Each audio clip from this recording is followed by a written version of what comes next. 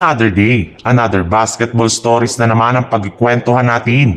At ngayon nga ay ang pag-uusapan natin ang naibalitang magre-retiro na nga daw si LeBron James sa NBA at ang naibalitang pagkuha ng Golden State Warriors kay Bam Adebayo. Ayon nga sa lumabas na balita, meron na lamang ngang natitirang player option si LeBron James sa Los Angeles Lakers ngayong off-season. At kung sakali man nga na hindi niya ito makuha ay magiging isa na siyang ganap na unrestricted free agent kung saan posible nga itong lumipat ng ibang team o di kaya ay tuluyan na siyang magre-retiro sa NBA. Mismong si LeBron na nga ang nagbulgar na pag-iisipan muna daw niya kung ano ang kanyang gagawin ngayong off-season. Tatanungin rin naman nga po niya ang malalapit sa kanya upang hingan ng payo kung ipagpapatuloy pa nito ang kanyang karir sa NBA.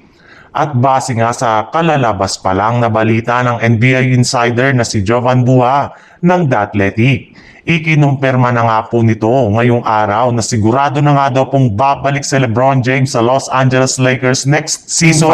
Kukunin na nga niyang muli ang player option sa team na magkakahalaga ng mahigit sa $52 million na siyang magiging rason para manatili siya sa team next season. Isa rin naman nga ito sa mga paraan niya upang sa ganon mapag-isipan nito kung itutuloy pa nito ang kanyang karir o magre-retiro na siya sa NBA. Simula nga mga idol nang tanggalin ng Miami Heat ang kanilang superstar na si Jimmy Butler nang nagdaang trade deadline, ay nagkakandaletse-letse na nga ang kanilang kupunan ngayon.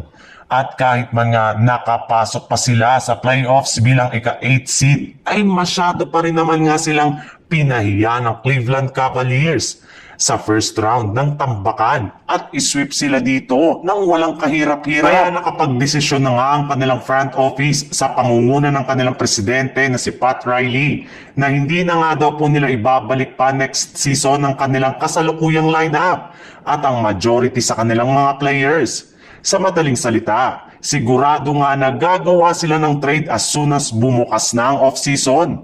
Sa katunayan, ayon nga sa lumabas na balita mula sa isang NBA insider, willing na nga daw po sila na i-trade ang halos lahat ng kanilang mga manlalaro.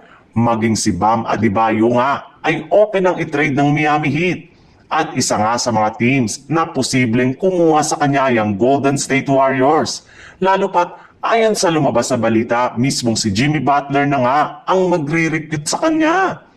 Kinausap na nga daw niya ito ng mga nagdaang araw kaya posible nga na lumipat talaga si Bam Adebayo sa Golden State Warriors na nangangailangan ngayon ng isang bagong sentro.